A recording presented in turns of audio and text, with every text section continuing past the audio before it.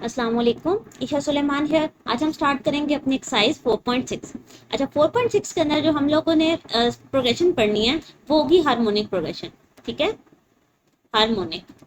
अब आपने सबसे पहले अरिथमेटिक को पढ़ा, ठीक है, फिर आपने ज्योमेट्रिक को पढ़ा। अब जो थर्ड और लास्ट टाइप है जो हमने पढ़नी है वो है हार्मोनिक की। ठीक है बेटे, हार्मोनिक बेसिकली सिंपल इसकी एक ही डेफिनेशन है जो सबसे इजी आपने पढ़ना है, रेसिप्रोकल ऑफ ए बी।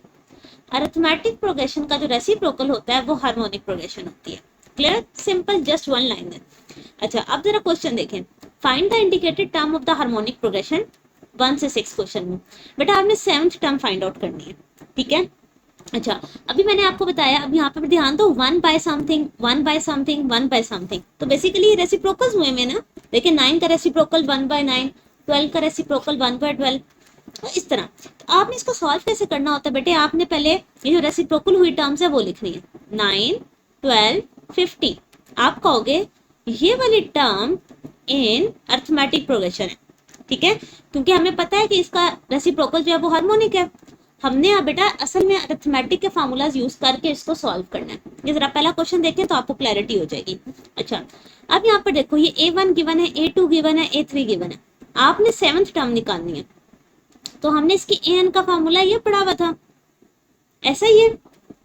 सो आपको 7 चाहिए।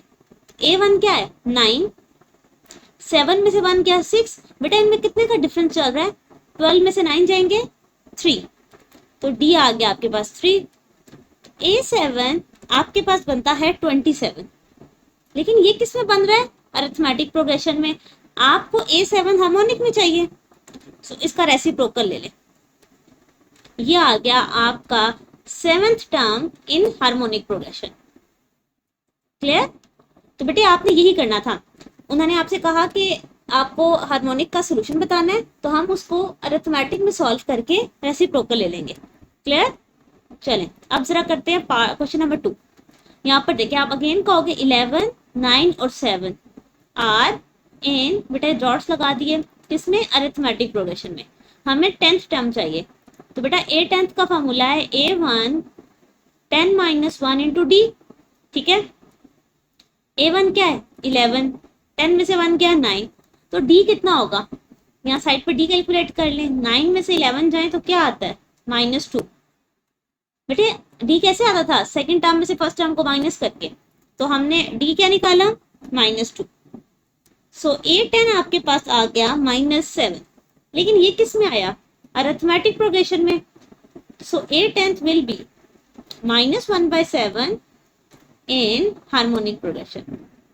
ठीक है, आप चाहो तो 1/A10 भी लिख लो, उससे कोई फर्क नहीं पड़ता। बेसिकली उन्होंने आपसे 10th टर्म बताई है, तो आप आंसर के आगे जरूर बताओ कि आपने हार्मोनिक लिखी है या अरिथमेटिक लिखी है। क्लियर, ओके जी, तो बेटा ये मेन कॉन्सेप्ट था। नेक्स्ट मूव करते हैं, क्वेश्चन नंबर 3। अच्छा, अगेन आपने क्या लिखना है कि 18, 13 और 8 are in arithmetic progression. Okay हो गया, चले 20th टर्म निकालनी है। सो क्या फॉर्मूला होगा, A1 plus n minus 1 into D. बेटे D कैसे आएगा, 13 में से 18 को माइनस करके, so D will be equals to -5।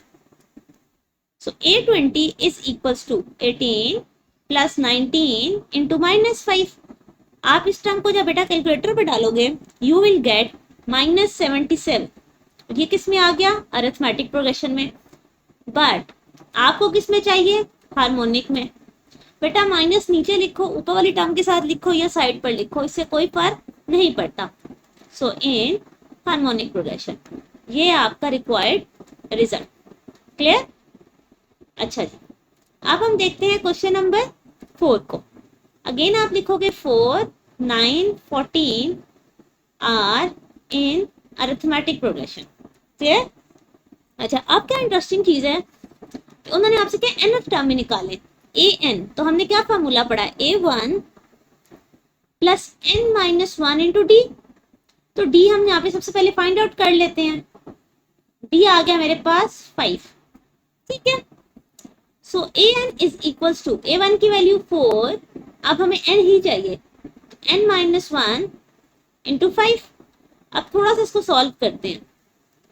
Plus 5n minus 5। तो बेटे क्या बनेगा 5n माइनस 1। ठीक है, ये लास्ट टर्म आई है अरिथमेटिक प्रोग्रेशन में। लेकिन अगर आप इसका रेसिप्रोकल कर दोगे तो ये बन जाएगी harmonic progression. Clear? This is your required solution. ठीक हो गया बेटे, बहुत इजी सी एक्सरसाइज है, सिर्फ एक कॉन्सेप्ट है, हार्मोनिक को आपने कैसे सॉल्व करना है, पहले अरिथमेटिक में चेंज करके और फिर बाद में दोबारा से उसका रेसिप्रोकल लेके। अब हम देखते हैं 5 वाला क्वेश्चन। अब इसके अंदर भी हम लोग क्या करेंगे, सबसे पहले इसको चेंज करते हैं किसमें, अरिथमेटिक में। So let's start. 27, 20, 13 up to so on, ये किस में है, अरिथमेटिक में। सो हमें nth टर्म चाहिए, हम पहले फार्मूला लिख लेते हैं फिर इसको सॉल्व करेंगे। अच्छा जी, सबसे पहले a1 क्या गिवन है 27, n तो हमने फाइंड आउट करना है, d की वैल्यू क्या है बेटे, d साइड पर निकाल लो, d आपके पास आ गया -7। ठीक है, ओके जी, इसमें पुट करते हैं 27, अच्छा यहाँ पे पुट करना था ना, इंटू -7, तो इसको अंदर मल्टीप्लाई कर दो। ये आपके पास, एक सेकेंड दोबारा देखें, -7n के साथ मल्टीप्लाई होगा तो ये आ जाएगा +7। 27 में 7 को ऐड किया, यू विल गेट 34 -7n। लेकिन ये किस में आ रहा है, अरिथमेटिक प्रोग्रेशन में। तो अगर मैं इसका रेसिप्रोकल कर दूं, ठीक है, तो ये बन जाएगा हार्मोनिक प्रोग्रेशन। क्लियर? सिंपल था ना? ओके जी, अब मूव करते हैं नेक्स्ट क्वेश्चन नंबर 6। ये आपके पास लिखा है 1/2, 2 इंटू 1/2, 3, 3 इंटू 1/2। सबसे पहले तो हम इसको जरा सॉल्व करते हैं। 2, 2 1/2, 3, 3 1/2, ये किस में है, अरिथमेटिक प्रोग्रेशन में। बट इसको जरा सॉल्व कर लो। 2 2 जा 4, 4 और 1 5/2, 3 2 जा 6 और 1 7/2। ठीक है, अच्छा जी, अप टू सोन। अब आपको क्या चाहिए, nth टर्म चाहिए, a1 n minus 1 into D. बेटे डी जरा साइड पे कैलकुलेट करो, 5/2 में से 2 को माइनस करो तो ये आपके पास बनता है 1/2। ठीक है, so an is equals to, a1 की जगह आ गया 2, n minus 1 into 1/2। Clear? Okay, 1/2 n के साथ मल्टीप्लाई होगा तो क्या बनेगा, n/2 माइनस 1/2। बेटे अब यहाँ पर देखो, 2 में से 1/2 जो माइनस होंगे, आपके पास क्या रह जाएगा, 3/2 प्लस n/2, यानी कि 3 प्लस n/2। लेकिन ये किस में बना है, अरिथमेटिक में। आप इसी का रेसिप्रोकल ले लो, 2/3 प्लस n, चले n/3 ऐसे लिख लें, इन हार्मोनिक प्रोग्रेशन। एक सेकेंड, ओके, तो बेटा ये था आपका सोल्यूशन। ठीक है, this one is your required solution. तो फर्स्ट 6 क्वेश्चन में आपको रिक्वायर्ड टर्म फाइंड आउट करनी थी, आपने कर ली। अब मूव करते हैं नेक्स्ट क्वेश्चन नंबर 7। इसमें आपके पास स्टेटमेंट गिवन है, find the 14th term of the harmonic progression. Okay, उसी से मिलता जुलता क्वेश्चन, तो चलें करते हैं सॉल्व। सबसे पहले हम कहेंगे 4, 7, 10 और 13, ये सब किस में है, अरिथमेटिक प्रोग्रेशन। अब इसकी 14th टर्म चाहिए, सबसे पहले तो nth टर्म लिखते हैं, दिस। सो हमें तो एक मिनट, 14th टर्म चाहिए, n की जगह क्या आ जाएगा 14, a1 की जगह 4, 14 में से 1 गया 13। बेटा d साइड पे कैलकुलेट कर लो, विच इज 3। अच्छा, अब जब आप इसे कैलकुलेटर पे डालोगे तो आपके पास रिजल्ट आ जाएगा। ठीक है, सो जो आपके पास रिजल्ट आएगा which is 4 plus 39 which is 43। सो ये तो आपके पास आया अरिथमेटिक प्रोग्रेशन का आंसर। लेकिन आपको A14 चाहिए किसमें, हार्मोनिक में, तो आप इसका रेसिप्रोकल ले लो in harmonic progression. Simple easy question. Clear? Okay जी, अब मूव करते हैं नेक्स्ट और देखते हैं उसमें हमारे पास क्या डेटा गिवन है। Question number 8। बेटे क्वेश्चन नंबर 8 को देखो, अब स्टेटमेंट जरा पढ़ो। 741 इज अर्थमेटिक सीक्वेंस, ठीक है, अब उन्होंने खुद से अर्थमेटिक ही दिया है। वो कह रहे हैं कि 17 टर्म बताओ हार्मोनिक में। तो हमारे लिए तो कोई मुश्किल नहीं है, हम वैसे भी अर्थमेटिक से ही सॉल्व करते हैं। स्टार्ट करते हैं बेटे। ए एन का फॉर्मूला लिखा, n minus one into D. बेटे आपको 17 टर्म चाहिए। ए वन क्या है 7, 17 में से 1 गया 16 और -3, डी क्या आ गया -3।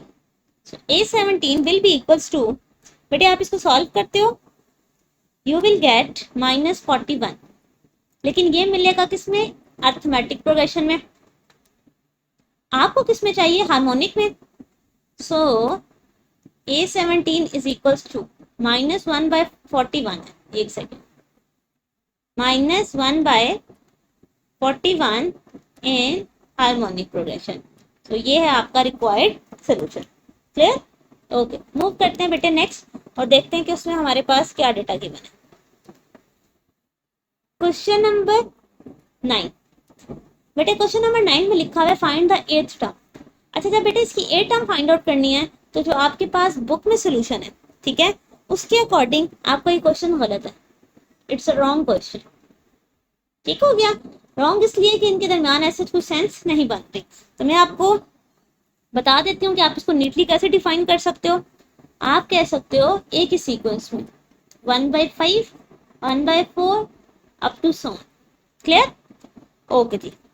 अब देखो तो इसमें हम कहेंगे कि 7, 6, 5, 4, 3 आर इन अरिथमेटिक प्रोग्रेशन। आपको 8th टर्म चाहिए, सो A1 plus n-1 into D. बेटा डी आपको पता है कि 1 ही आएगा, -1, ठीक है। अच्छा मैंने माइनस लगाया, ओके, यहाँ पे माइनस कर दो। 7 - 7 इज इक्वल टू 0, लेकिन ये 0 आया है अरिथमेटिक प्रोग्रेशन में, सो ये बन जाएगा 1/0 इन हार्मोनिक प्रोग्रेशन। क्लियर, और बेटे आपकी बुक में भी सेम यही आंसर है 1/0 का। क्लियर हो गया, तो इसलिए आपके पास बेटे बुक के जो क्वेश्चन है उसमें थोड़ा सा एरर था, उन्होंने 2 क्वेश्चन को मिक्स करके लिखा है। मूव करते हैं नेक्स्ट, क्वेश्चन नंबर 10। बेटे यहाँ से अब क्वेश्चन थोड़े से अलग आने शुरू हो गए हैं, मुश्किल नहीं है, बट पिछले वाले में जस्ट आप टर्म बता रहे थे, इसमें आपने हार्मोनिक मीन बताना है। अब स्टोरी वो आ गई कि जिस तरह आपने अरिथमेटिक मीन पढ़ा है, ज्योमेट्रिक मीन भी पढ़ा है, अब मैं आपको सिखाती हूँ हार्मोनिक मीन। बेटे हार्मोनिक मीन का फॉर्मूला है आपके पास a प्लस बी, बल्कि आप इसको ऐसे लिखो, एक सेकेंड बेटे, एक second, 2ab upon a plus b, ठीक है। ड्राइव करने की जरूरत नहीं है, अगर आप ड्राइव करना चाहते भी हो तो बेटा आप इसकी बुक पे पूरा सोल्यूशन है, या मैं किसी और वीडियो में प्रूफ में आपको ये प्रूफ भी करवा दूंगी। अच्छा जी, हार्मोनिक मीन का हमने फॉर्मूला लिखा, बेटे ये a और ये आपको पता है b है।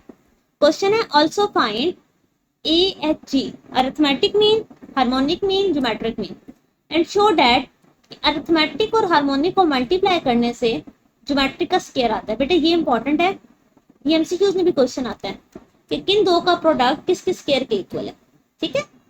चलिए स्टार्ट करते हैं। हार्मोनिक मीन का फॉर्मूला लिखा मैंने, अरिथमेटिक मीन का भी लिख लें और ज्योमेट्रिक मीन का भी लिख लें, ठीक है। चलो ओके जी, अब इस सबको 1 बाय 1 सॉल्व करते हैं। बेटे A9 है, B11 है, सो हार्मोनिक मीन का आएगा 2 × 9 × 11 डिवाइडेड बाय 9 + 11। अरिथमेटिक मीन का आएगा 9 + 11/2, और ज्योमेट्रिक मीन में आपके पास √9 × 11 आएगा। क्लियर, अच्छा जी, हार्मोनिक मीन का आंसर आ गया आपके पास। बेटे कैलकुलेटर पे आप डालोगे 99/10। अरिथमेटिक मीन का फॉर्मूला आप देखोगे तो सिंपल 10 आ जाएगा। ज्योमेट्रिक मीन में आपके पास √99 आएगा, ठीक है। चलें अब इसको जरा पुट करते हैं स्टेटमेंट में जो हमने प्रूव करना था। सो यहाँ से मैं कलर चेंज करती हूँ। So a × h is equal to g²। Check करते हैं, a क्या आया था 10 और ये आया 99/10 और √99 का स्क्वायर, सो बेटे 99 is equals to 99, hence prove, क्या प्रूव हुआ कि ए एच जो है वो जी स्केयर के इक्वल है। ठीक है बेटे, मैं फिर से बता रही हूँ, इंपॉर्टेंट स्टेटमेंट है। कोई शॉर्ट में क्वेश्चन भी आ सकता है और एमसीक्यूज में भी वो पूछ सकते हैं कि जी बताएं ये डिफरेंट ऑप्शन करके कि ए जी जो है वो एच स्केयर के इक्वल है या कौन सा टर्म किसके इक्वल है। ठीक है, सो ये डिपेंड करता है कि आपने कितने अच्छे से प्रैक्टिस की है। ओके जी, नेक्स्ट क्वेश्चन नंबर 11, सिर्फ दो नंबर्स के दरमियान आपने हार्मोनिक मीन बताना है। ठीक है, सिंपल सा ये करते हैं। हार्मोनिक मीन का फार्मूला मैंने आपको बताया 2ab bye a plus b. ठीक है, ओके जी, so 2ab divided by a plus b. ठीक हो गया। अच्छा, अब जरा इन सबको सॉल्व करते हैं। 2 2 सा 4, ठीक है, और 4 4 सा 16 बाय 7 3 सा 21। क्लियर बेटा, इस बड़ी टर्म का मतलब है डिवाइड। इन दोनों का आपको एलसीएम लेना पड़ेगा। एलसीएम में आ गया 21, 3 7 सा, सो 2 7 सा 14, 7 3 सा 4 3 सा 12। बेटे आप जिस तरह भी एलसीएम लेते हो उसके अकॉर्डिंग लेना है और आंसर आपके पास आएगा 26 बाय 21। अब आपको पता है मल्टीप्लाई में चेंज करेंगे तो ये कैंसिल हो जाएगा। तो आपके पास आ गया 16 बाय 26 हार्मोनिक में। इसी कटिंग फिर हो सकती है बेटे, 2 8 सा 16, 2 13 सा। So this is your required solution for question number 11. Clear? Okay जी। बेटे आप चलते हैं लास्ट क्वेश्चन की तरफ, क्वेश्चन नंबर 12। अब जरा इसकी स्टेटमेंट अच्छे से समझे। Find 4 harmonic mean. ठीक है, आपने 4 हार्मोनिक मीन फाइंड आउट करने इन दो नंबर्स के दरमियान। अच्छा बेटे, अब आपने क्या करना है, देखो याद करो, ये वाले क्वेश्चन हम ऑलरेडी कर चुके हैं। मैं इसको क्या करूंगी, 1 बाय 3 1 बाय 11 है ना, तो मैं इसको अरिथमेटिक में चेंज कर दूंगी। Let's find 4 arithmetic mean between बेटा 3 और 11। ऐसा ही है ना, देखो अगर मैं अरिथमेटिक मीन फाइंड आउट कर लूं, क्योंकि वो मुझे ऑलरेडी करने आते हैं, तो उसका रेसिप्रोकल ही लेना ना। ठीक है, सो यहाँ पर लिखो 3, उसके बाद A1 A2 A3 A4 और फिर 11। क्लियर? अच्छा, अब यहाँ से डेटा देखो, A1 मुझे पता है 3 है और A6 पता है 1 2 3 4 5 6। ठीक हो गया। अच्छा जी, अब मैं क्या कर सकती हूँ बेटे, A6 को ओपन कर सकती हूँ। A6 का मुझे फार्मूला पता है, A1 प्लस 5D। अब आप कहोगे ये कैसे आया, अगर तो आपने अच्छे से चैप्टर सीखा होता तो आपको फौरन पता होगा, अदरवाइज मैं बता देती हूँ। ये आपके पास जनरल फार्मूला है ना। तो अगर आपको A6 चाहिए तो 6 में से 1 गए 5D, ये मैंने वो लिखा है। सो A1 की वैल्यू तो मुझे पता है 3 है। ठीक है, ये प्लस 3 है, इधर आके क्या हो जाएगी -3। 11 में से 3 जाएंगे तो 8 आ जाता है। सो डी का आंसर आ गया 8 बाय 5। ठीक है, सो A1 और 3 अगर हमें मिल गए हैं तो हम तो कोई भी टर्म फाइंड आउट कर सकते हैं ना, ऐसा ही है। चलो सबसे पहले यहाँ पर देखो, आपने क्या करना है, A2 फाइंड आउट करना है। ये 1 है ना बेटा, ये A2 है, ये A3, ये A4, ये A5। A2 का मतलब है कि कैपिटल A1। 2 का क्या मतलब है, 2 में से 1 गया 1, A1 में D ऐड करना है, 3 में 8 बाय 5 ऐड करना है, तो ये बनता है 23 बाय 5। अब मुझे नेक्स्ट A3 चाहिए। ठीक है, क्या चाहिए मुझे, A3 चाहिए। ओके, अब जरा A3 के लिए सिचुएशन बताओ। इसका मतलब है कैपिटल A2 चाहिए, और बेटा यहाँ अगर 3 लिखोगे, 3 में से 1 गए 2, A1 और 2D दोनों वैल्यूज हमारे पास अवेलेबल हैं। इन दोनों को आप सॉल्व करते हो, आपके पास आएगा A1 इज 3, 2 टाइम 8 बाय 5। तो यहाँ से आंसर आता है 31 बाय 5। ओके, फिर है आपको A3 चाहिए, नहीं अब A4 चाहिए, जो कि कैपिटल A3 होगा, विच इज 3D। बेटे यहाँ से भी देखो 1D 2D 3D आ रहा है। अब 3 टाइम 8 बाय 5 है, सो ये बनेगा 39 बाय 5। और लास्ट में आ गया A5। यानी कि capital A4, A1 plus 4D, 3 plus 4 time 8/5, और ये सारी टर्म खत्म होकर बनती है 47/5। चलो ये सारे हमें मिल रहे थे अरिथमेटिक में, हमें तो किस में चाहिए थे, हार्मोनिक में। सो यहाँ पर रिजल्ट लिखते हैं। So answer in harmonic mean will be, चलो हमें H1 जो चाहिए था, हार्मोनिक मीन है ना, so H1 will be equals to, बेटे कैपिटल A1 के आंसर का रेसिप्रोकल करते हैं, 5/23। H2 चाहिए था तो 5/31।